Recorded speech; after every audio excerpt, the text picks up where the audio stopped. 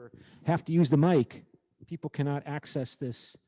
I should, you know, it would be nice if they're going to have us use the mic in these rooms in our future, that they should give us headsets, wireless mics, so that I don't have to, you know, stick this in my mouth. So the diabolical enemy stereotype, the motivation is evil, like Mordor is evil, like Sauron is evil.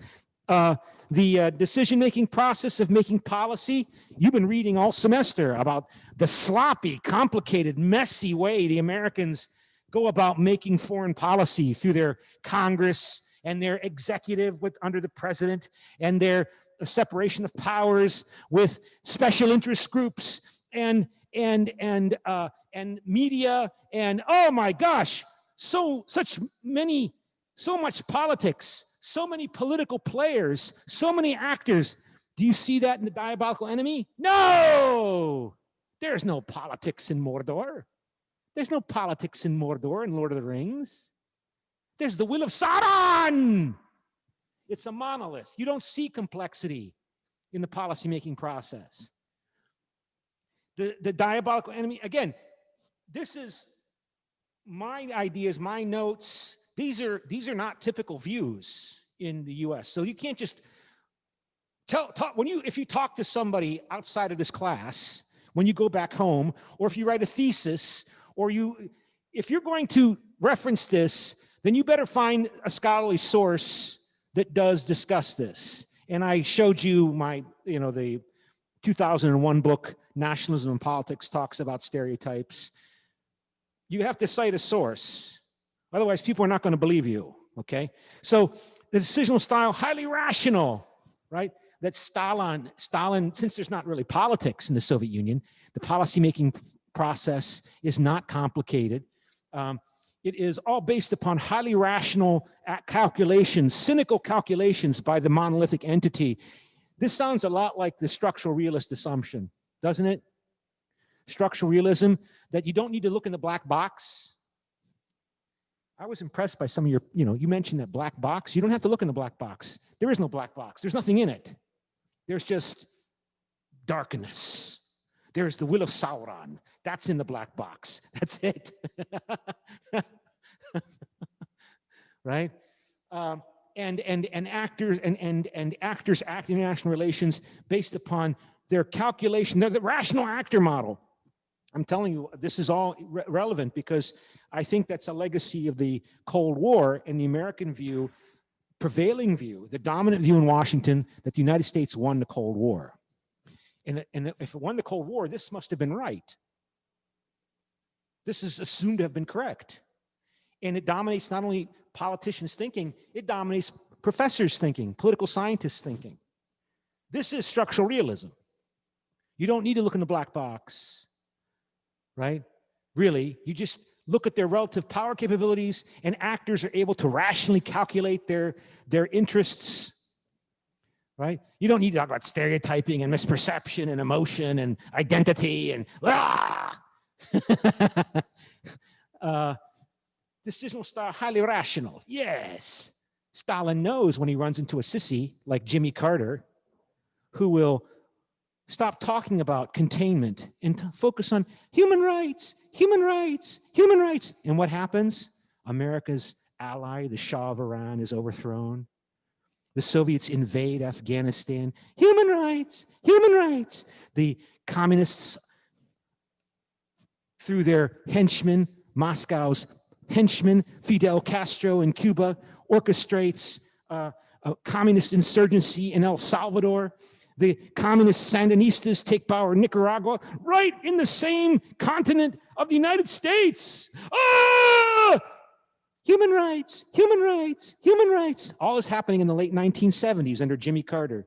The communists come to power in the former Portuguese colonies of Angola and Mozambique. Human rights, human rights, human rights. The communists seize power in Ethiopia. Human rights, human rights, human rights. God damn Jimmy Carter. These, unfortunately, we don't really care because now he will end up winning anyway because Ronald Reagan came to power and mobilized America again. have the will and determination to show the evil empire, as Ronald Reagan called the Soviet Union in 1983 speech, the evil empire.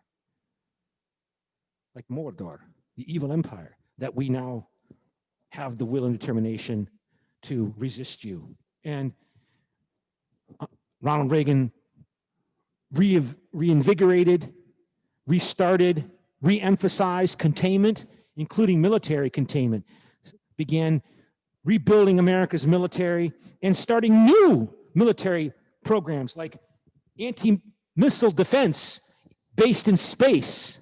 Star Wars!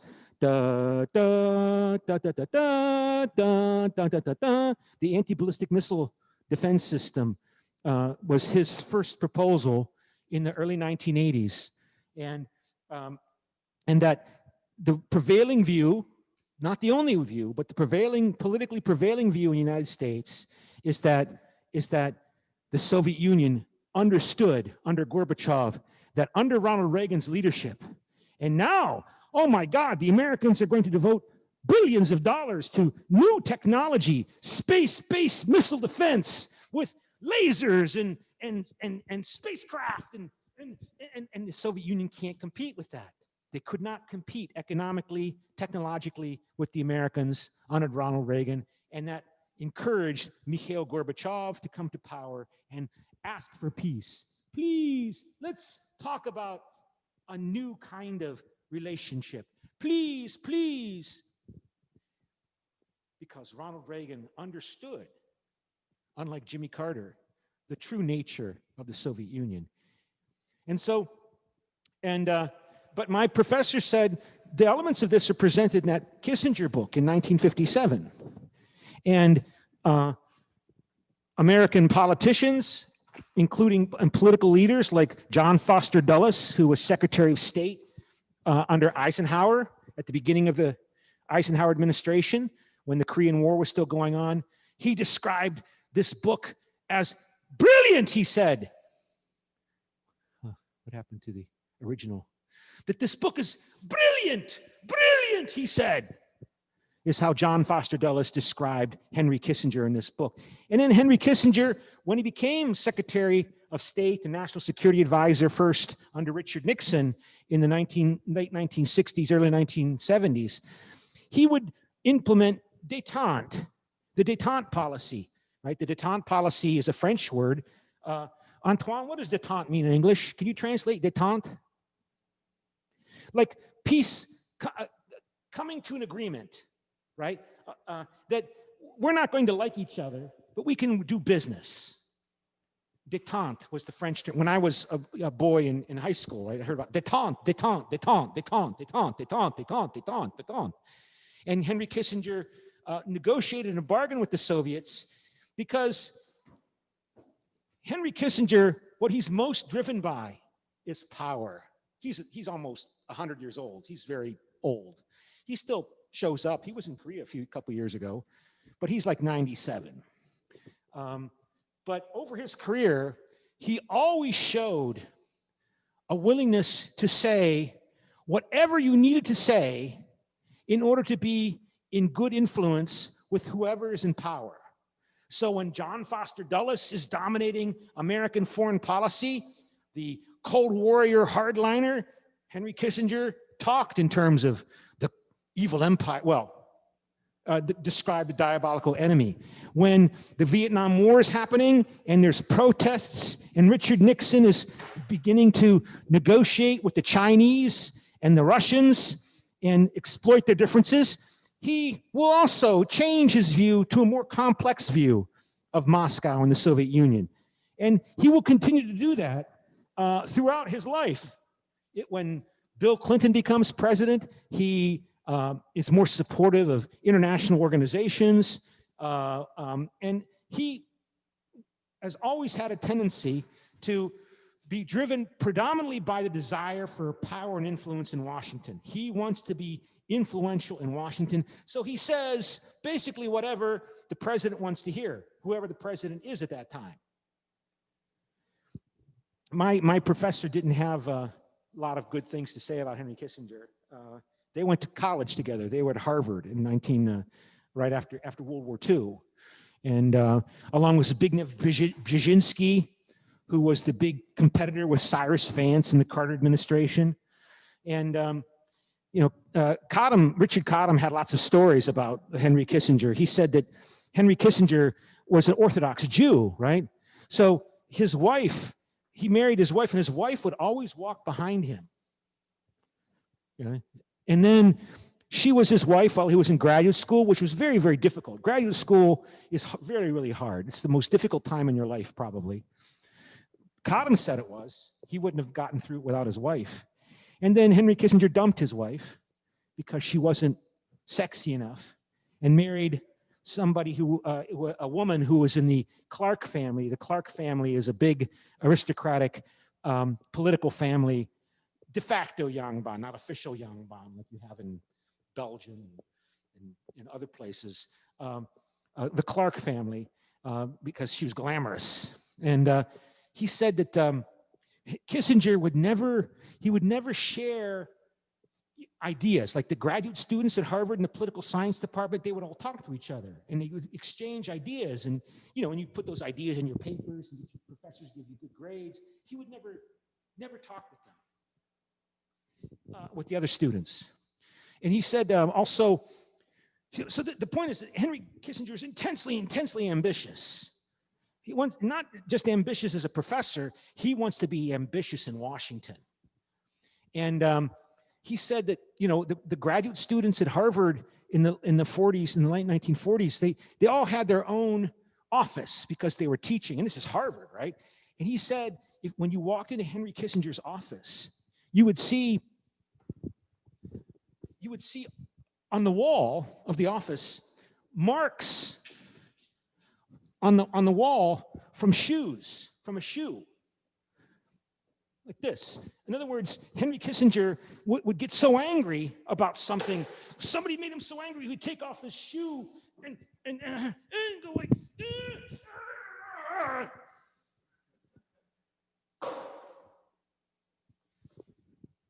So those are my Henry Kissinger stories. And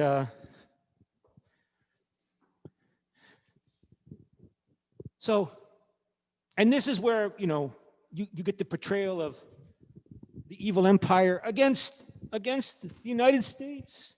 United States respects the dignity of human beings, and everyone has the right to participate in politics, and that's their main capability of the diabolical enemy. It comes from our goodness and naivete. The Americans are too good. The Americans, they don't understand how evil Stalin is, or the Soviets, the communists are. They don't understand that these people, life means nothing to them. Unlike America, where it's the home of liberalism and the dignity of the individual, or France, or Germany. No, you don't understand the kind of enemy that we're facing. It's like Ronald Reagan said, it's an evil empire. Stalin or Khrushchev doesn't have to deal with a free press and elections and divided government with separation of powers and everything that we do in the United States to allow everyone to participate in the political process and the policymaking process, which is the essence of democracy, right? Stalin or Khrushchev doesn't have to deal with that. He just sits in his office in the Kremlin and plans his worldwide conspiracies to spread communism. And of course, there are fools and dupes who believe and listen to the rhetoric coming out of Moscow about, they only want peace. They want the justice for social and economic justice for people, as well as political and civil rights, the social and economic welfare and justice for human beings as a human right, right? They actually believe that. They listen to that rhetoric. This is what John Foster Dulles said was brilliant in Nuclear Weapons and Foreign Policy.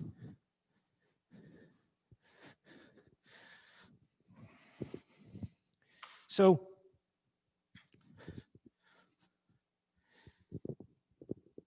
Okay, where are we going from there? Oh, so we are reading about the chapter on national security policy and defense policy this week. And we're at it's hard to state how unusual, how unprecedented the situation we're now in is today. So here are the notes that I already posted on the cyber campus.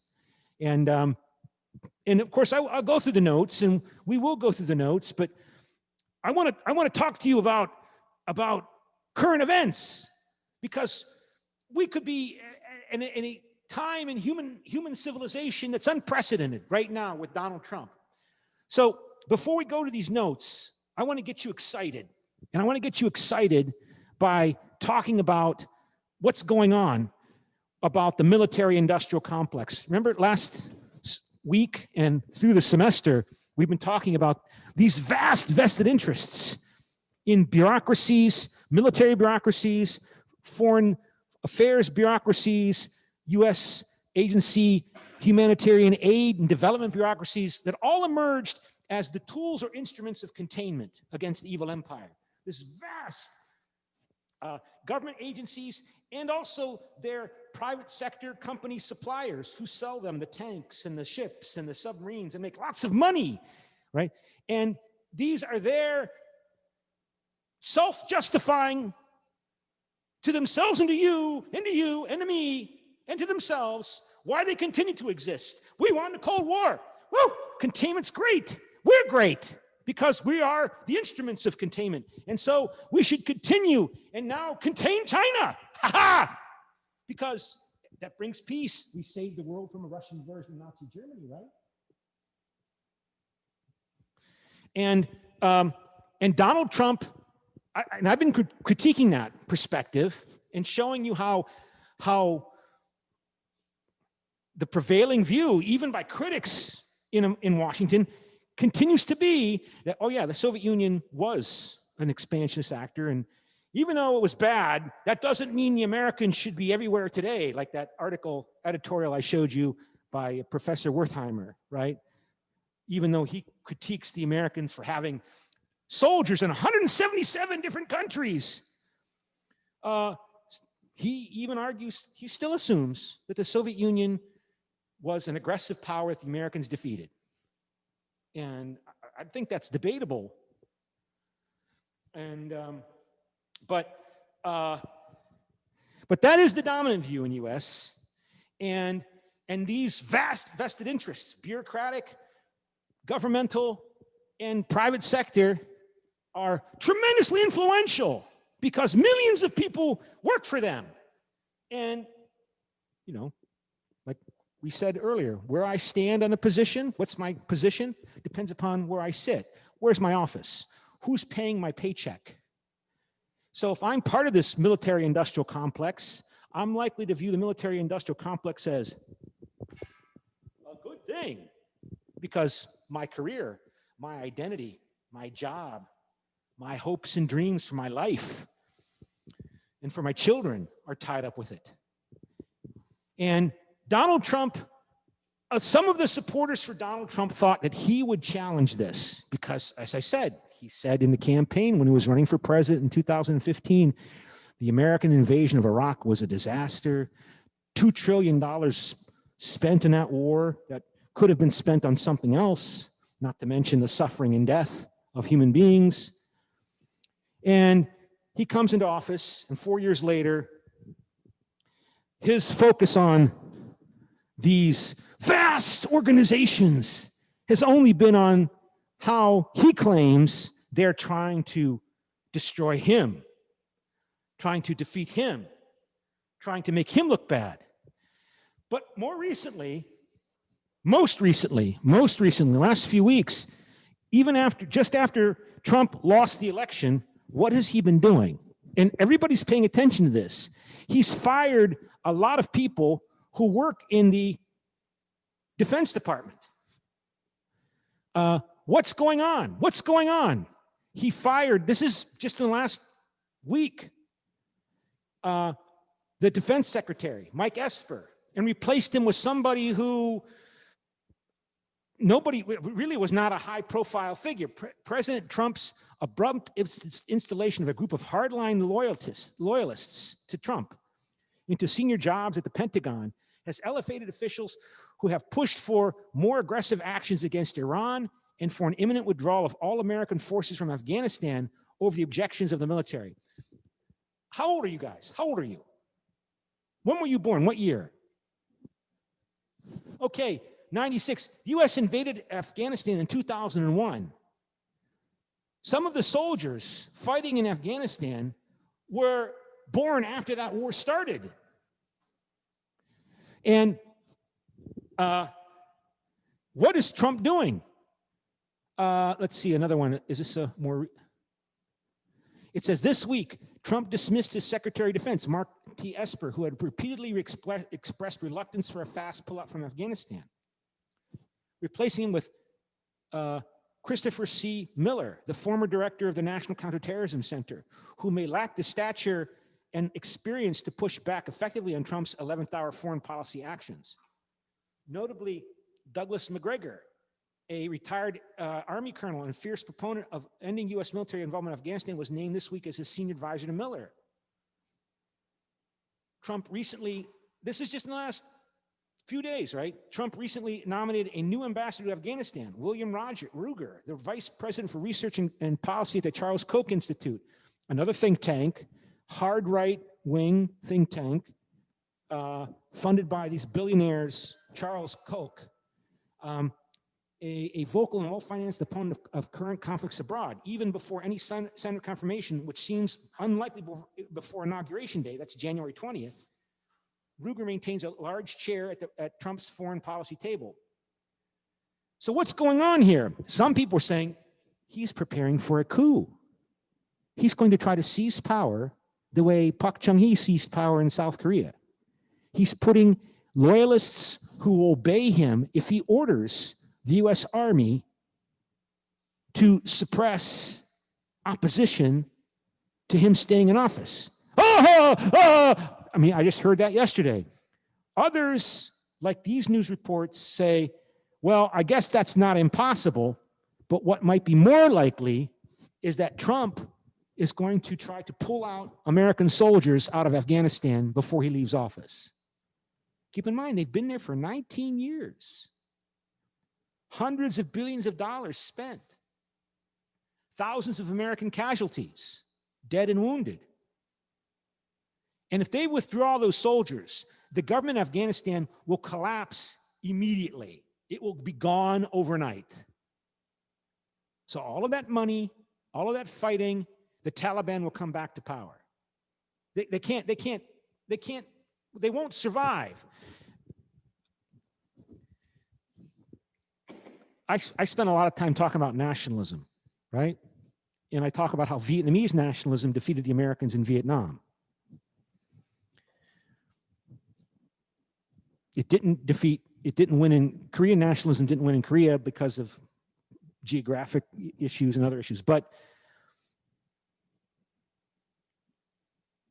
if there's one rule that we've learned, if you are put in power by an outside actor in the modern era in which everybody's politically aware and politically participatory, we talked about this in the European Union class, being put in power by an outside actor is the kiss of death. You know what the kiss of death is? You know what a kiss is? Remember the Godfather film clip I showed? In Godfather 2, I didn't show you there. Al Pacino learns that Fredo had betrayed him. And so he grabbed him and he gave him a kiss. You betrayed me, Alfredo. You die. Being put in power by the Soviet Union or by the United States, by an outside invasion, it's the kiss of political death. This government in Afghanistan will collapse immediately if the Americans withdraw their forces. And that's what this vast military industrial complex is saying again and again and again. You can't just leave. We can't just leave Afghanistan. our friends, everybody who collaborated with us, what's going to happen to them? They'll all be killed. I mean, so many people have died and suffered. Do you think there's not going to be retribution? There's already retribution starting. What are you going to do with all those people? Just leave them to be killed? What's the answer? Keep fighting? Yeah, we'll just keep fighting. That's the answer of the military-industrial complex. So what? We spend a few $1 billion every month in Afghanistan. Soldiers rotate through, American soldiers. They suffer casualty rates that are not intolerable. It's like the British Empire or the French Empire when they had Africa and Asia. The French army was there, and every once in a while there'd be a skirmish in the Sahara Desert, and a French soldier would be killed. But hey, that's the price of the glory of empire. And eventually the Islamo-fascists will give up. These military-industrial complex people raised under containment, they talk about the long war. This struggle against Islamo-fascism, they were saying 10 years ago or more, is going to take a couple of generations. Like the Cold War against the communists took 40 years. This will take 30, 40 years. But that's what you have to do for peace in the world. We did it in containment. We'll do it against the Islamo-fascists. And they'll give up eventually. They'll be defeated, just like we defeated the communists. Why not? Why not? I mean, is the American economy suffering? What's the evidence the American economy is suffering? There was a lot of talk in the 1980s that, yes, the United States is in decline because it's wasting lots of money on military, while Japan is investing all of its money in technology and economic infrastructure. But then Japan went into recession in the early 1990s when the property bubble burst, and it's never really recovered 30 years ago.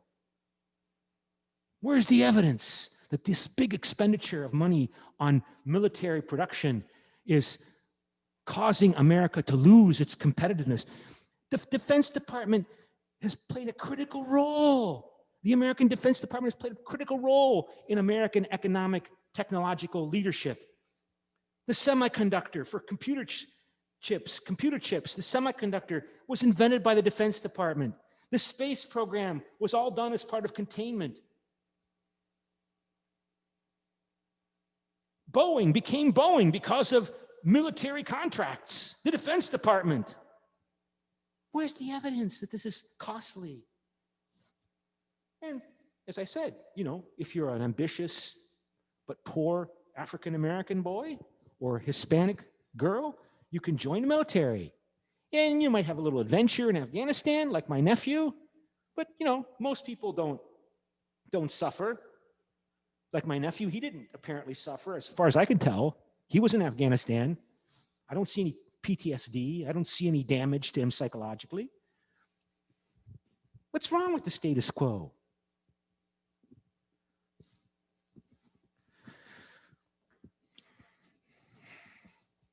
The long war. It's the long war. This is what the benign hegemon has to do to keep peace in the world. They argue. So the president has had difficulty finding personnel who would faithfully execute on his preferences, Ruger said in an interview on Friday. With the new Pentagon leadership, the president could really cement a legacy here, he said, adding that Trump could be the leader who ends America's longest war. I don't know how you end, withdrawing all those soldiers by January 20th, that's just 2 months away. How are you going to withdraw? This week, the U.S. commander in Afghanistan, General Austin S. Miller, traveled to Washington on a previously scheduled trip as officials in both countries braced for a possible announcement as early as next week to quickly reduce to the 4,500 U.S. troops still left in Afghanistan. Trump has previously said that he wants to pull all troops from Afghanistan by Christmas. That's a month from now. And people are saying, it's not possible. It's not physically possible. There's all this military equipment. You can't just leave it there. You got to get it out. With his recent flurry of fightings and appointments, Trump has effectively pulled down a majority of the personnel guardrails against the fast withdrawal. So this is Trump maybe trying to fight this military-industrial complex. He may be trying to take it on. These vast bureaucratic and governmental and for-profit vested interests that are just continuing to promote the status quo. Is Trump trying to take this on? Trump's views on reducing U.S. footprint overseas are longstanding and central components of America First foreign policy agenda. After originally supporting the war in Iraq, he spent years criticizing George W. Bush for America's wars in the region. During his 2016 campaign, Trump astonished fellow Republicans by directly attacking Bush about the war in Iraq and suggested he failed to prevent the 9/11/2001 attacks. But what many Republicans failed to grasp is that Trump's positions on the so-called endless wars were good politics. That's what it was. He just wanted to win re-election. Win election, get reelected. Rancor towards those conflicts has grown among many conservatives, including those in the CUK circle, as well as libertarians among congressional Republicans, and even those on the left, including Bernie Sanders, among others.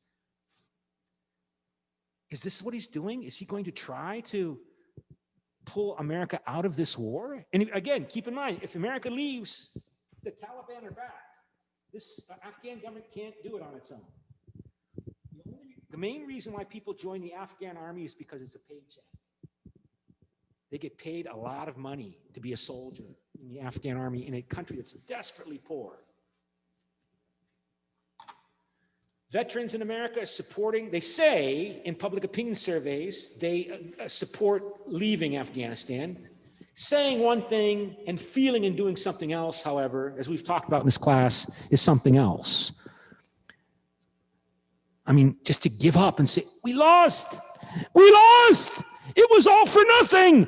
Ah! I mean,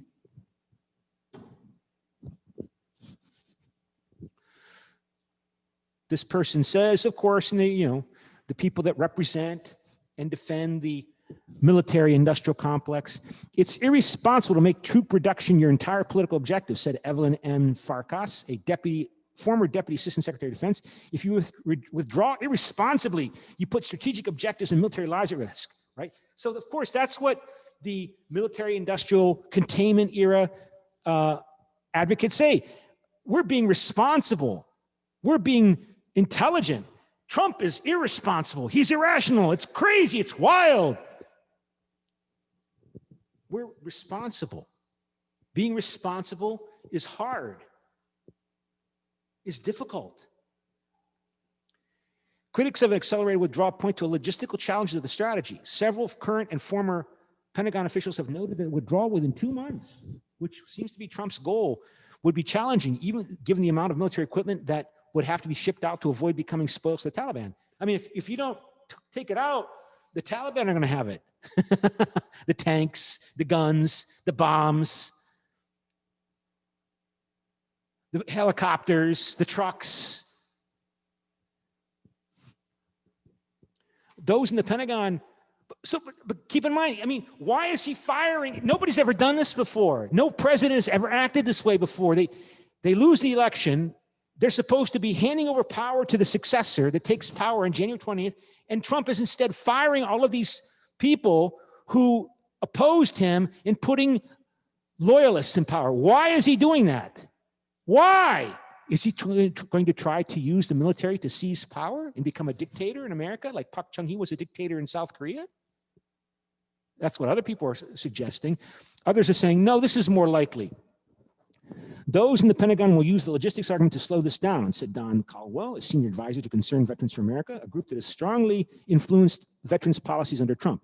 People there have slow walked this and tried to box the president in, and that likely upset the president and did not endear Secretary Esper to him. So people have tried to slow walk this and tried to box the president in, saying it's not politically possible. It can't be done. It's irresponsible. You can't do this. Yeah, blah, blah, blah, blah, blah. We can't just give up. Blah, blah, blah, blah. We're winning. We can do this. Blah, blah, blah, blah.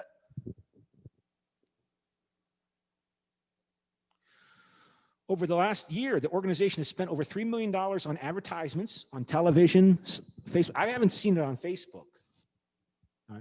in support of an Afghanistan withdrawal. That's an interest group, right? Concerned Veterans for America, a left of center interest group. No, it's not. It's a right-wing one that supports Trump, but it's against the war in Afghanistan.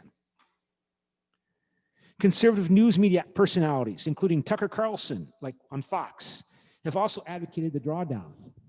If Trump actually announces an expedited plan, we are going to go big, Caldwell said. Of course, with Trump, strongly expressed intentions concerning troops often do not come to fruition. After announcing a full withdrawal from Syria in late 2018 and abandoning Kurdish allies, for which he was widely criticized, he opted to leave several hundred troops in Syria. He has also told aides he wanted to greatly reduce the 700 troops in Somalia, most of them special operations forces, and so far that has gone nowhere. So what is he doing? Other people argue,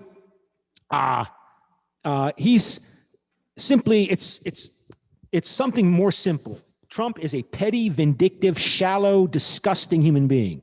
He wants to fire people who he thought were not sufficiently loyal to him, who did not do everything exactly that he wanted to do. So he just wanted to say, hey, Esper, you're fired.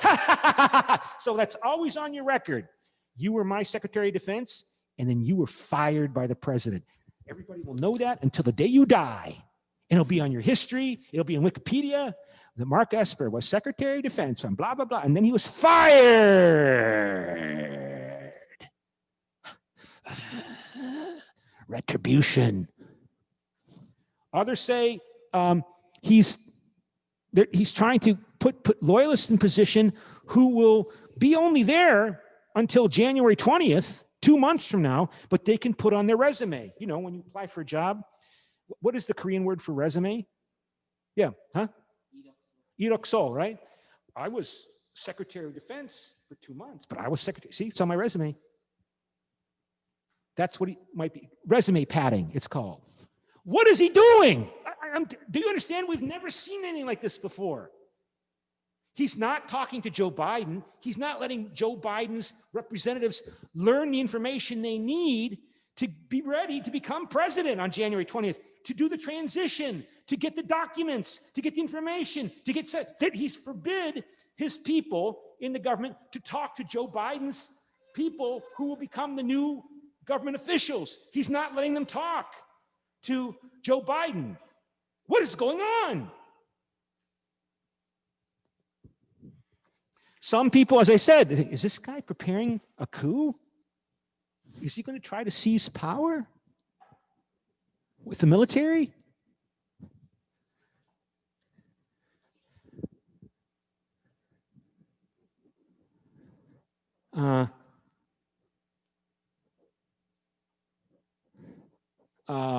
Several current and former Pentagon and administration officials expressed concern that the shakeup could usher in a period of instability and possibly even overseas adventurism.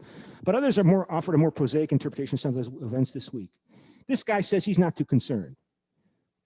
It looks like it's just vengefulness to punish people so they can it will always be known that you were fired by your boss. You were fired.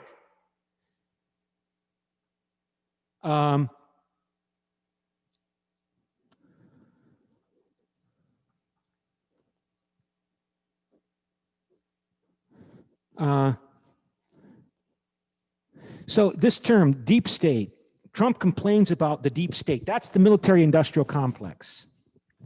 That's this vast bureaucracy.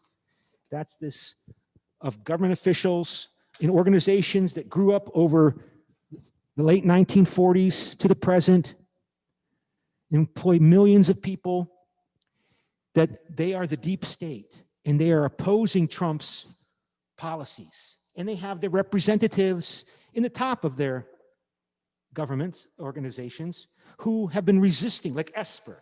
He's representing the interests of this deep state more than the interests of Trump and the American people, supposedly. So this is the term that Trump started using 4 years ago. Deep state, deep state, deep state. I don't think it's used in the Hook textbook. Deep state. This term, we first heard about it in the West 4 years ago when there was an attempted military coup d'etat against President Erdogan in Turkey. President Erdogan represents the Islamist party that came to power in Turkey over 10 years ago.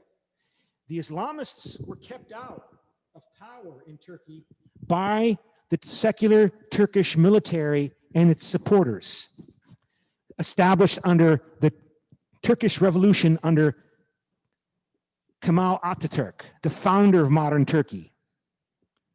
Mustafa Kemal Ataturk. He's their George Washington. He's their Charles de Gaulle. He's there. And he overthrew the Ottoman Sultan.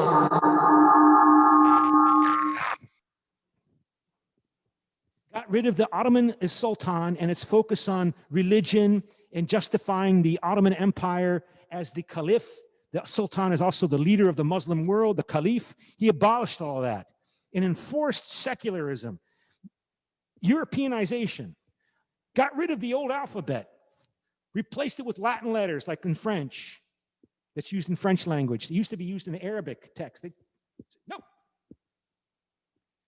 And that vast bureaucracy was always hostile to political Islamists when, you know, Turkey's in a Muslim country, right? And Erdogan has always been suspected, and his supporters have always suspected that this secular military vested bureaucracy is a deep state with their police and their secret police and their influence in society through the military that is opposed to Islamicization of Turkey, adopting policies that are friendly to Islam, Muslims, like allowing, in Turkey, you're not allowed, you had not been allowed until Erdogan became president for women to wear a scarf if you worked in a government ministry or you went to university, a public university, you're not allowed. I think that changed under Erdogan, you know, to the hijab, right? Like in France, you know, France, you're not allowed to wear a hijab, you're not allowed to wear a big cross, you're not supposed to wear a skull cap if you're Jewish. This is what Erdogan tried to do in Turkey. And this is what Mustafa Kemal Ataturk tried to do in Turkey. Men are not allowed to wear the, well, that cap with the little tail. He also abolished that. He was a revolutionary, and he was not a Democrat. He was an authoritarian, right? So this term comes from the Turks. The Turks were the first ones to talk about a deep state opposing Erdogan, organizing that coup attempt 4 years ago that killed, what, 130 people, that the deep state carried that out. The deep state, working with some dissident Muslim who lives in Pennsylvania. Conspiracy theories. And so Trump then adopted that term. So now this term deep state, it's used all of the time in the American right-wing media. Deep state, deep state, deep state. Even in the New York Times, what Trump calls the deep state. But this is from Turkey. This is from Turkish language, Turkish discourse.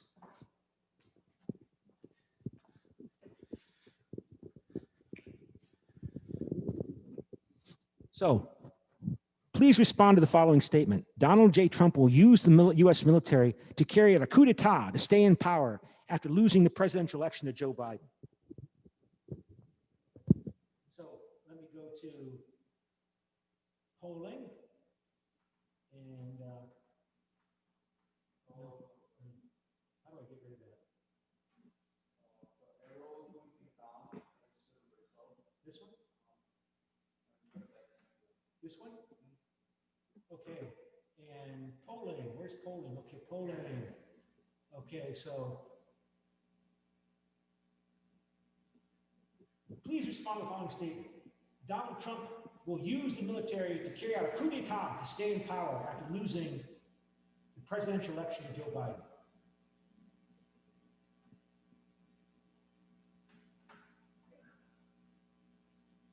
Vote! You think it's unlikely? I don't know. This guy's,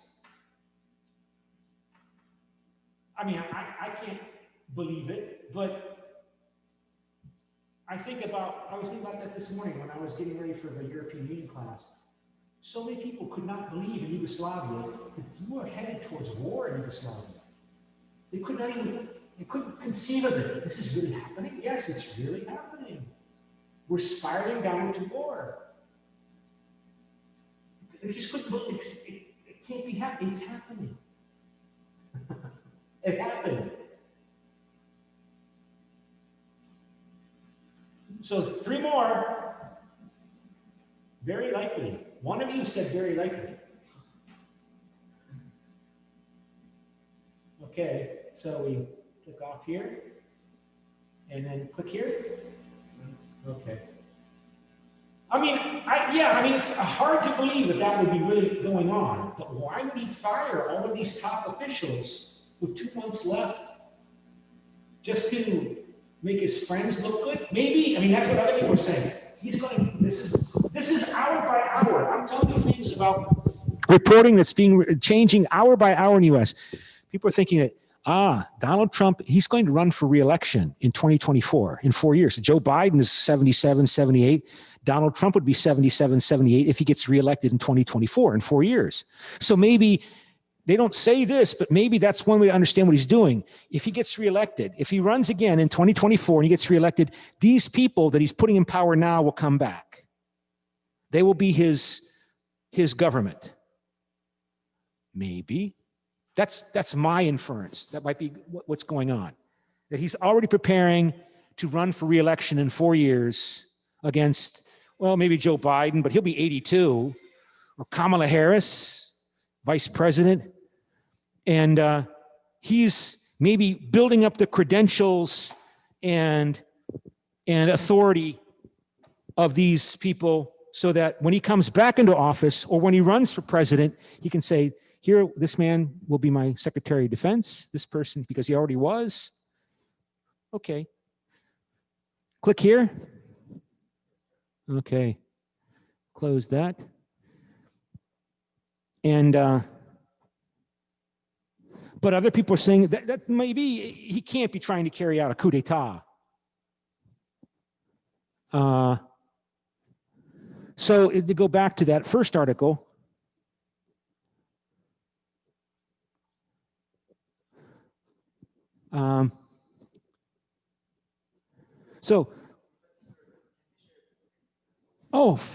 yeah, thank you for reminding me. I'm sorry. No? No. Yeah. Okay. I don't want that. Okay, so let me find the other one.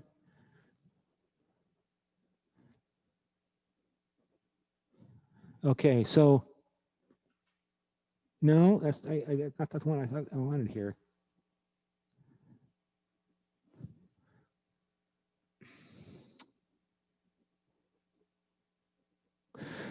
Okay, so stop share, the screen share, go back there. So then respond to this statement. The U.S. will withdraw all of its troops from Afghanistan before the next presidential inauguration on January 20.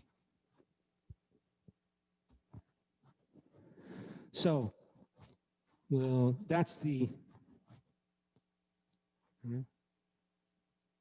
just want to stop share. So, yeah, okay. So please respond to the following statement. The U.S. will withdraw all of its troops from Afghanistan before the next presidential election. And I hope you can see that. Okay. So vote, please.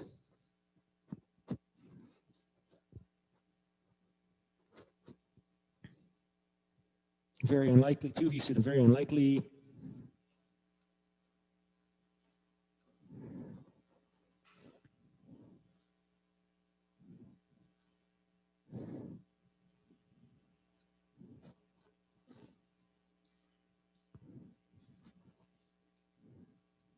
$30 seconds.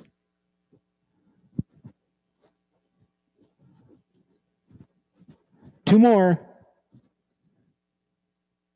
Yeah, I mean, one of the reasons why I like teaching this way is because it causes me to think through things by talking with you about them. I think it's unlikely as well that they're going to withdraw U.S. forces from Afghanistan. It's simply, I think, thanks to your help, it's simply a matter of vengeance, punishing people, but also establishing credentials and prestige for people who will then be part of his campaign to win re-election in 4 years' time.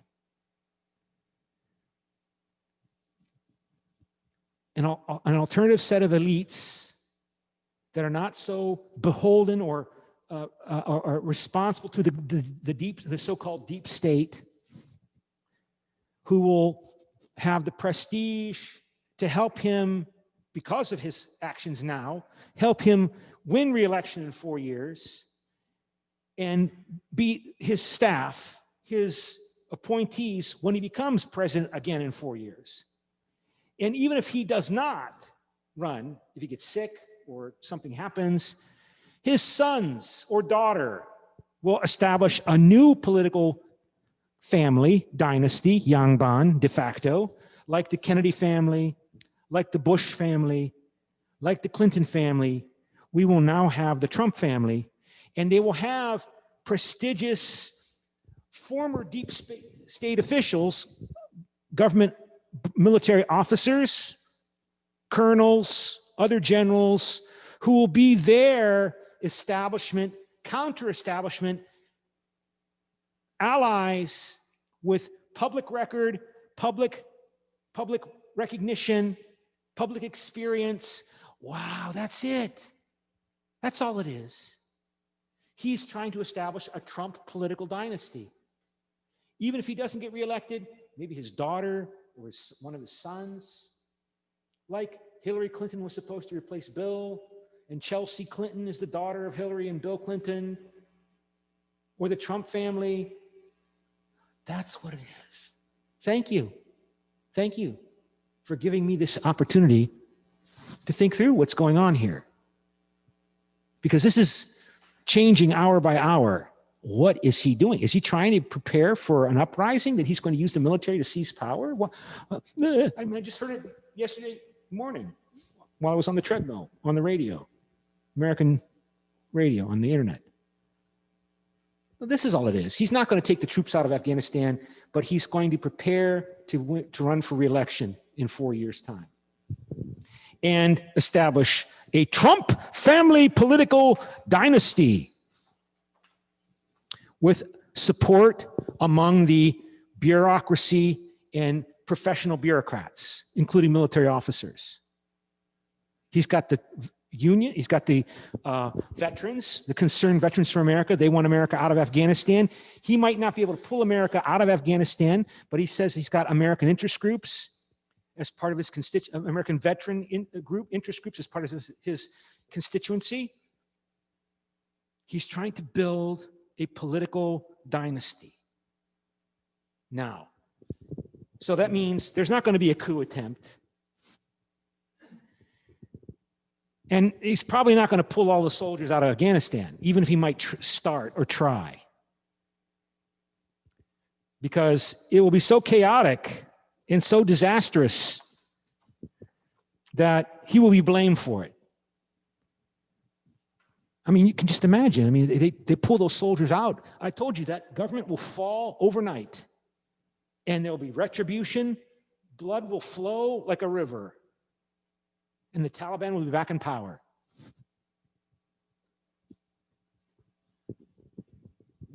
Click here. Okay. Okay. Do you want to take a break? 10-minute break? Okay, so we'll come back at 11:12. 11:12? Okay, and then I will.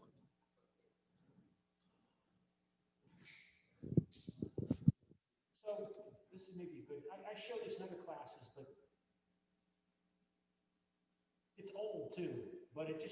Well, look, I know a lot of people give Americans a bum rap for being stupid and knowing nothing about the world, but the reality couldn't be further from the truth, as I discovered on the streets here, asking US locals about the very world their country runs. Name a country that begins with U. Yugoslavia? With you, Utah. A country that starts with a U. Utopia. Who's in the coalition of the willing? No freaking idea. Afghanistan, Kuwait, Iraq, Pakistan, you know.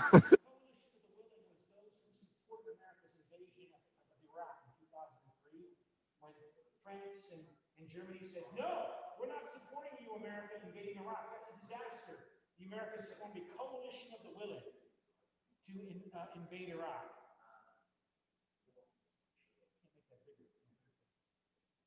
New Zealand. New Zealand. What's the religion of Israel? Israeli. Awesome. Islamic. Catholic, probably. What religion are Buddhist monks? Buddhist monks. It's not. Islam, I don't know. Who won the Vietnam War? We did. And who was, Wait, were we even in the Vietnam War? Okay, good. who was Fidel Castro? A singer. How many sides does a triangle have?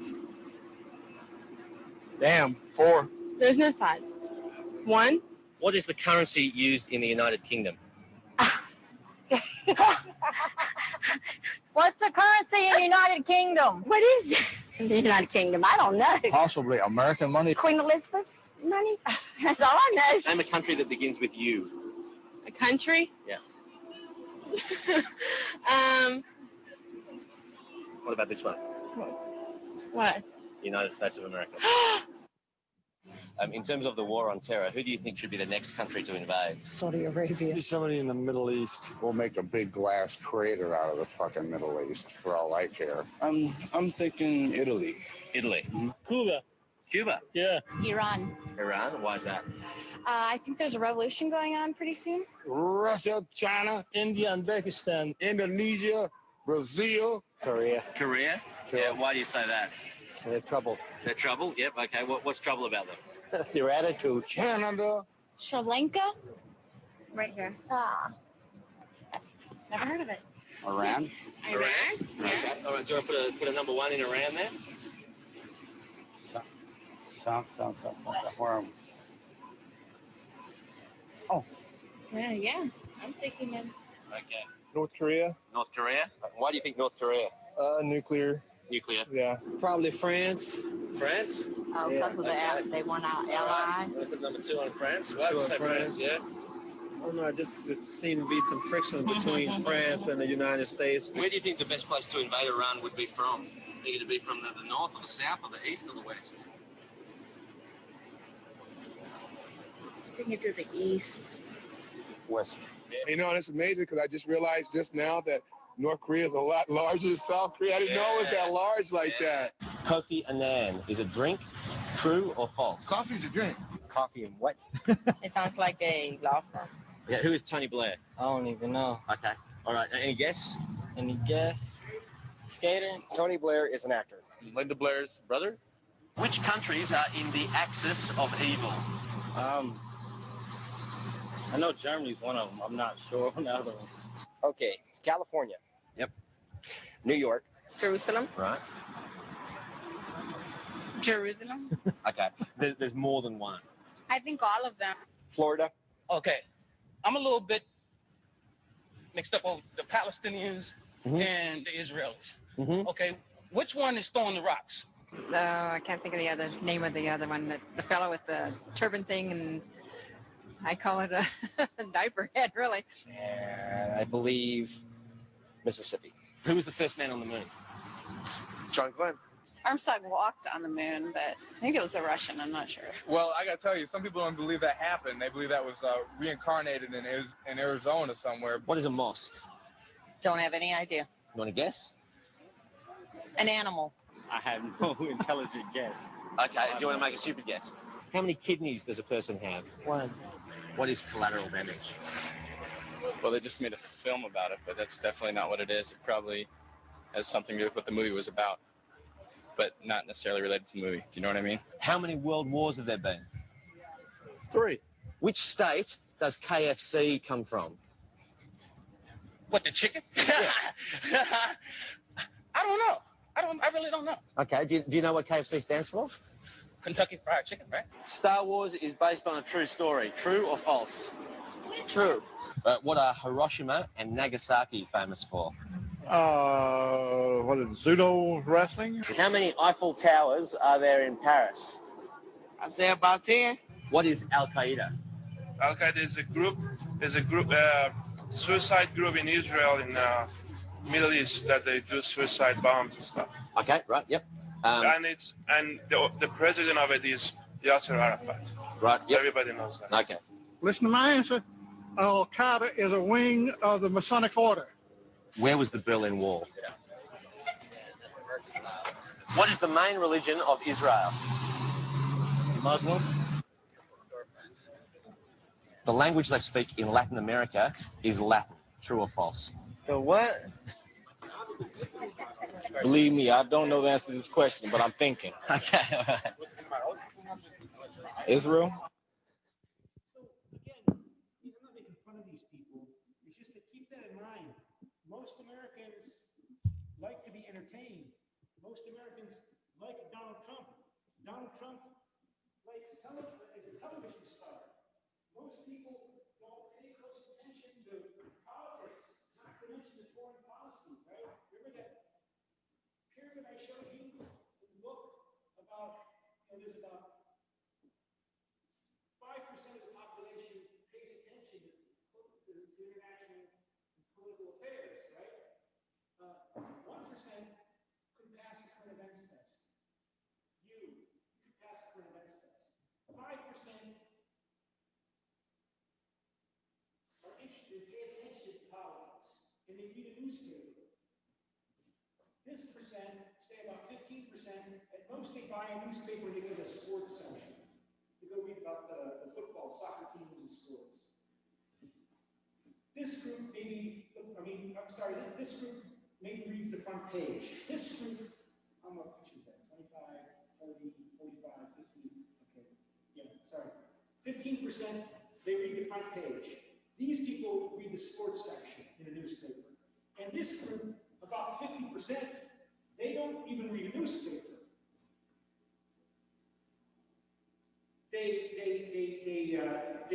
Most of they get news, they get it from some television, from evening television, and it's got to be entertaining. I mean, this information I got from my professor 30 years ago. Since then, 30 years ago, you have thousands of so-called news sources on social media. That's all about entertainment. You want to be up to date on the news? Yeah, but you can always find somebody who makes you feel outraged, emotional, like Donald Trump makes people feel outraged and emotional, particularly his supporters. He's an entertainer who uses politics as entertainment. So, why are you up here? Why are you up here? Why aren't you majoring in business administration and studying how to, do accounting? You're unusual. You and I are strange. We're the unusual ones. Most people don't pay close attention to politics the way you and I do. They don't. We are the weird ones. We're the deviants. And those people, if they have any kind of opinion, they will tend to pay attention to what they see Donald Trump or the president saying on television. Because they're happy with their lives, more or less. They are subject to normative habitual obedience in terms of their outlook of their relationship to the world around them. We take that for granted. That, oh yeah, if I ask you, how are you controlled? How are you controlled? You look at me like, what are you talking about? I'm not controlled. Well, yeah, it shows you live in a society that is legitimate. The authorities rule because people habitually obey them. But when I was in Poland in the late 1980s, under communism, and if I ask a taxi driver in Poland, in Warsaw, how are you controlled? He knows exactly what I mean by that question. And he will tell me about how, well, ever since the communists were put in power by the Soviet army at the end II, which you Americans and British agreed to allow happen at your Yalta Agreement, which you terribly allowed the Soviet Union to have domination over Poland, even though Poland was your ally. And he will give you a long, long story about how he is, where he's at, obeying a government that he hates. He'll know exactly what I mean. How do you control? But these people control. What are you talking about? I'm not controlled. I live my life. And so that's why there's concern, because most people, they listen to the president when he tells them there's a conspiracy to steal the election, fraud to steal the election so that he cannot remain president. They're not going to suddenly change their attitude, engage in deep investigation, or Donald Trump will tell them, you want more information? Go to Fox website. Go to One American website. And you will find whatever you want to believe there, calling itself news and confirming what I want to believe anyway, because emotionally it makes me feel fulfilled. It makes me feel significant. It makes me even feel happy, but at least significant. Like, there's a conspiracy. I must fight the conspiracy. It's time to steal the election. My life has meaning, more meaning now than it did before, thanks to Donald Trump, because he talks to me in ways I understand. You understand what I'm saying? He always gives it up. That's why Seymour Martin Lipset said, American presidents, they are not led by public opinion. They lead, and public opinion polls show them how good or effective they are as politicians. Because you can confirm that. You can't manipulate those people. You can't control them.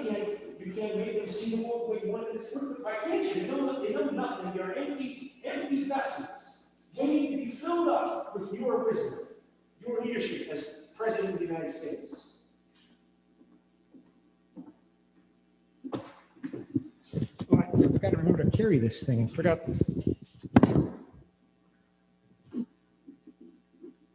So, share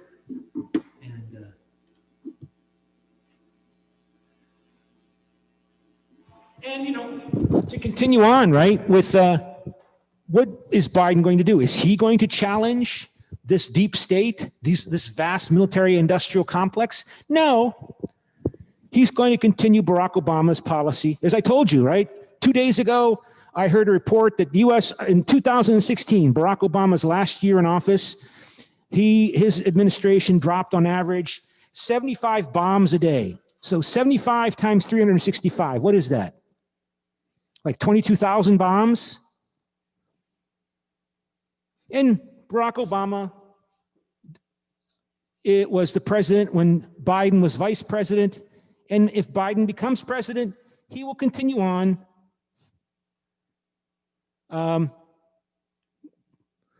keeping a small force in Afghanistan, continuing to bomb, use the air power to support the Afghan government, confronting Russia,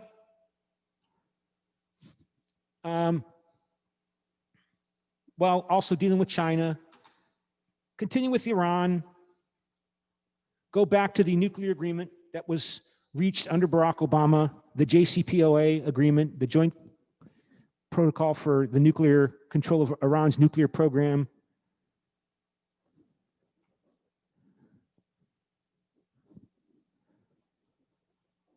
Anything to highlight here? Again, and so there are others like John Mearsheimer. John Mearsheimer is maybe the most prestigious or influential political scientist of international relations in the United States. He's a professor at the University of Chicago, a political science professor at the University of Chicago, and a frequent critic of Washington's foreign policy elites, saying, as he's a realist, John Mearsheimer is a realist, so he's concerned about being overextended. He's concerned about the United States, the Cold War is over, it's been over for 30 years, and the Americans are engaged in more wars and expanding further. And so what does he say about Joe Biden? We know who Joe Biden is interviewing and considering for the thousands of jobs, the thousands of positions that the new administration will have to fill at the top of the US government. He says the Biden people, the Biden campaign, they're bringing in the usual suspects. There are no new faces here. It's the Obama people, said John Mearsheimer, a political science professor at the University of Chicago and a frequent critic of Washington's foreign policy elites. And to the extent there are new faces and younger people, they sound just like the usual suspects. Most of the people around Mr. Biden represent a risk-averse, center-left approach to foreign policy, Mr. Mearsheimer said, one that envisions a more active role for U.S. economic, diplomatic, and in some cases military power than many rank-and-file Democrats favor. Like Obama. I mean, Obama bombed Libya and overthrew Gaddafi, right? So those of us who hoped that maybe Donald Trump was going to challenge this, he's probably not. He's focused on his own personal power, and he's going to build a political dynasty for him and his family. That's now, I got it now. Thank you. So now we know what's going on. He's not going to withdraw all forces out of Afghanistan. I mean, to think that the way Donald Trump's supporters describe him, that he is so wise, he's so brilliant, that he's got some plan to radically change U.S. policy. No, he is what he is. He is what you see. He's power-hungry, narcissistic businessman, entertainer businessman. He's got no strategic vision about I want to change America's commitments overseas. No, there's nothing like that. It was all an act. It's always an act. Everything is an act in today's media environment. Everything is entertainment. And he's not going away. That's what the other media reports say, that when Trump leaves, he's going to set up a new media empire, a new media business, maybe to compete with Fox News. There was talk about him doing that if he lost 4 years ago, that this was all part of an effort to develop a new media business, right-wing media business. So he'll probably do that as well.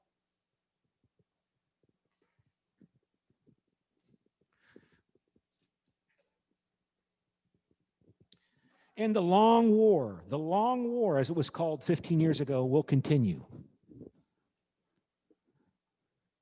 Just like, the British or the French had their little skirmishes and battles against the natives in Africa and Asia as part of the French or British empires. This is all part of the American empire, which is basically good overall for the whole world. It's good for you Koreans, it's good for you French, it's good for me. It's not good for people that want to radically change the world, like Islamists and Arab nationalists who want to erase the Sykes-Picot Agreement that divided up the Middle East into states by the French and the British in 1917, the Sykes-Picot. You know what the Sykes-Picot Agreement is? I'll show it to you. Have you heard of the Sykes-Picot Agreement? Did you know? No? This is the agreement that the British and the French secretly negotiated. I'm trying to find the Wikipedia tab that I already had open.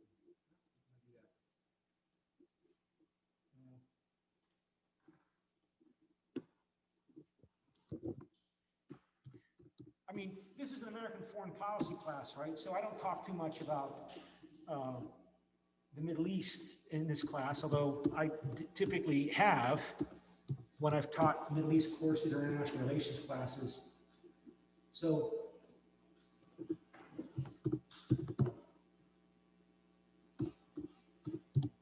remember, this military-industrial complex wants to protect the status quo. The status quo was under threat, supposed threat, under the communists, wanted to revolutionarily change international relations. So defending the status quo is equal to stability and the status quo and stability equals peace. And this status quo includes the division of the Arab world into what is today Syria and Iraq and Lebanon, Israel and Lebanon. This was a secret agreement between Monsieur Picot and Mr. Sykes in 1917 about their plans for the Middle East after the Turkish Empire, which controlled the area, was defeated. Because Turkey, the Ottoman Empire, was in alliance with the Germans and the Austrians. So this was the plan.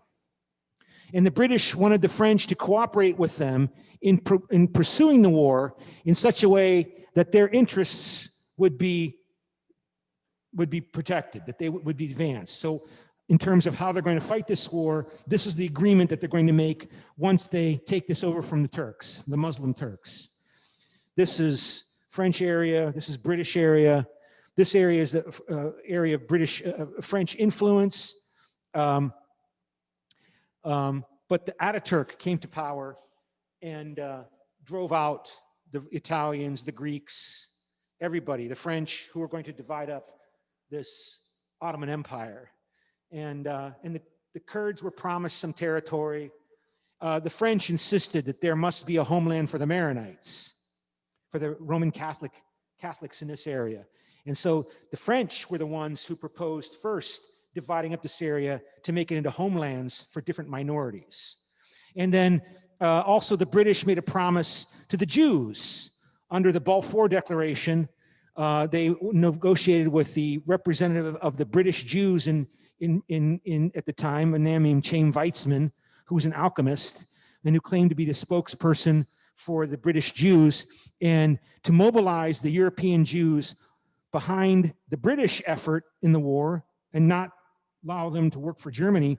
They promised to Chaim Weizmann that there would be a homeland for the Jews in the Middle East. And that was the Balfour Declaration.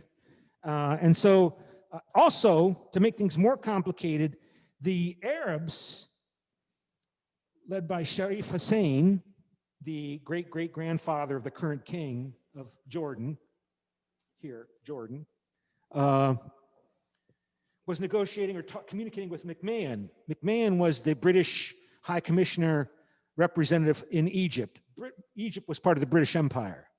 And he promised Sharif Hussein that if the Arabs rose up against the Ottomans, that Britain would support an independent Arab state for the Arabs.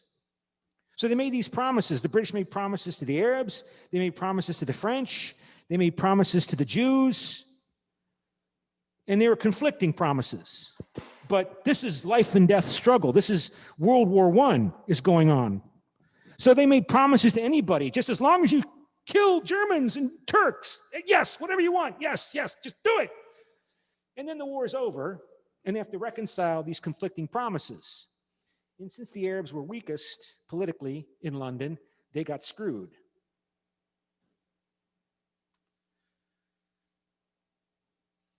And so this is what America inherited from the British after World War II and came to defend as part of containment against the evil empire, the Soviet Union. We know about this. This was secret.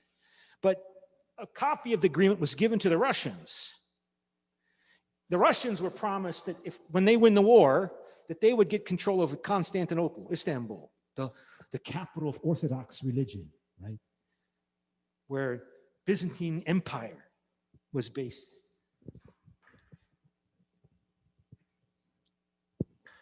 I guess when I was at the American University in Bulgaria, one of my colleagues, he met a Paleolog. Paleolog is it's the family of the Byzantine emperor. They live in France. And so one of them is a high politician in France, one of the descendants of the last emperor of the Byzantine Empire. And so they were making secret deals like this. And then the Bolsheviks came to power, the communists came to power in Moscow, and they came into the foreign ministry building with their guns and, oh, look at this. Workers and peasants of the world, this is why you're dying. This is why you're dying in the trenches of World War I in France and Germany and elsewhere. This is why you're dying. And he published all these secret agreements, including this Sykes-Picot agreement.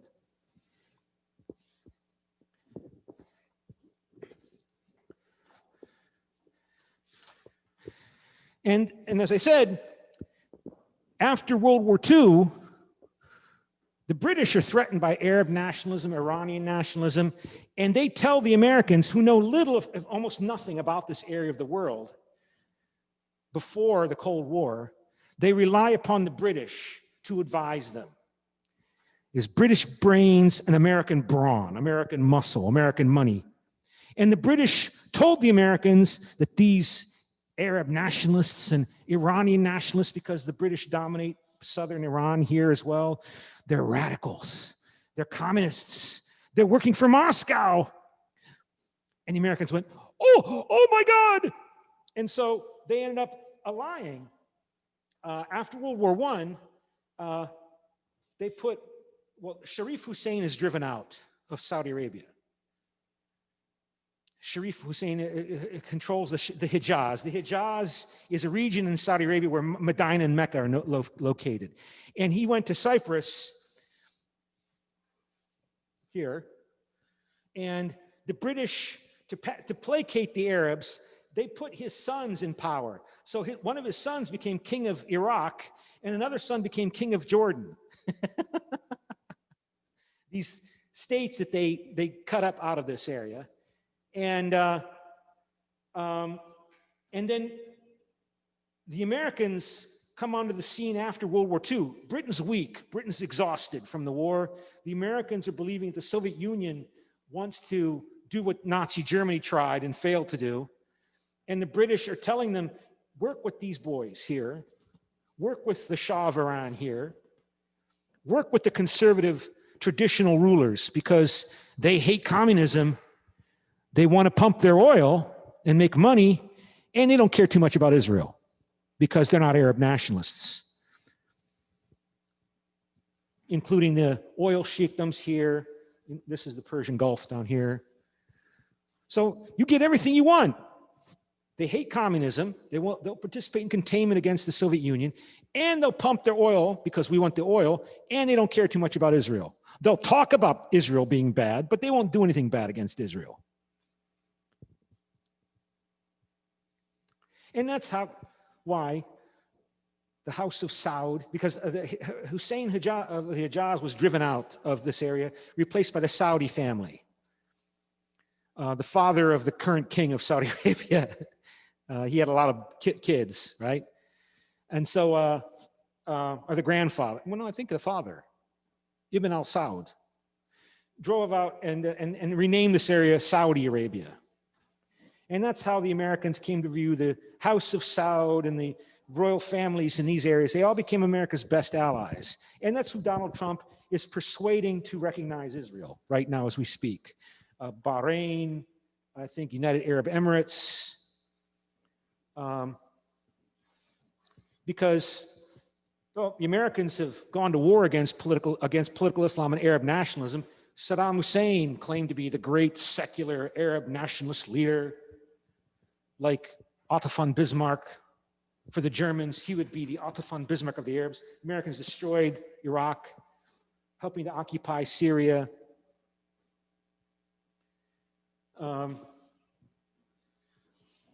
It looks like Arab nationalism is not as strong as Vietnamese nationalism was. That these people, of course, are in desert areas, so there's no place to hide, like in Vietnam. In Vietnam, you had jungle and mountain, perfect place to negate the American advantage in technology. Where are you going to hide here in the desert? You're not. So American air power is going to win. But it's more than that.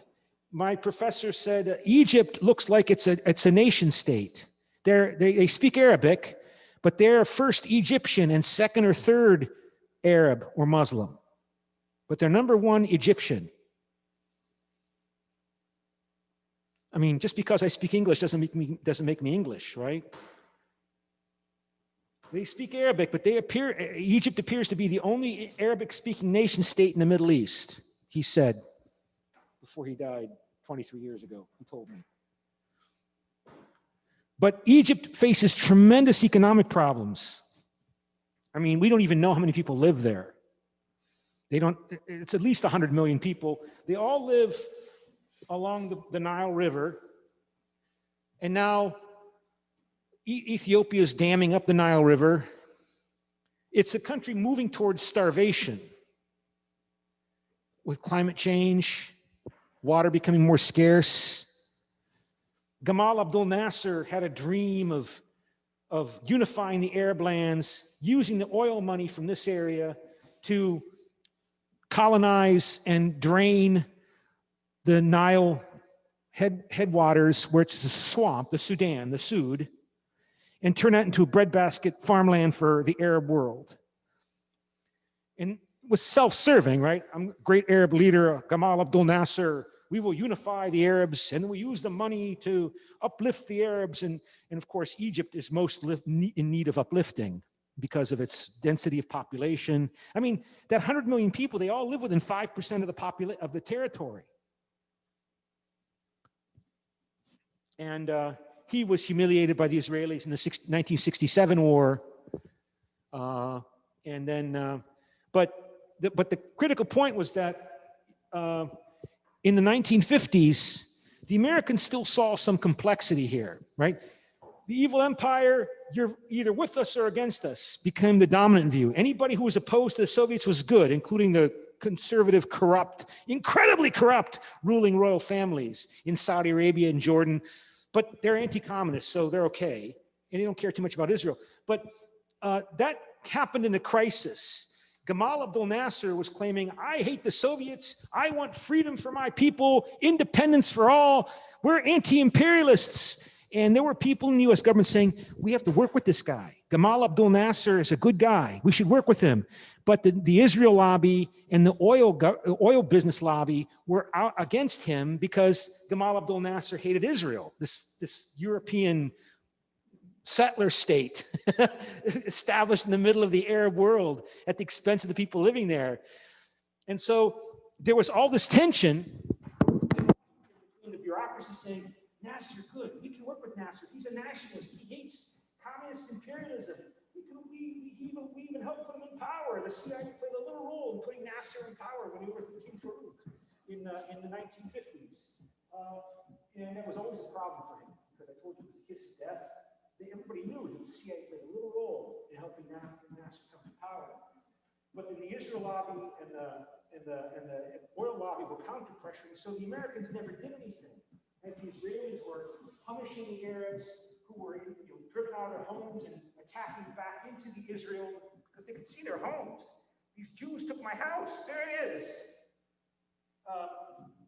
In the Gaza Strip, and he asked the Americans, give me some guns so I can stand up against Israel.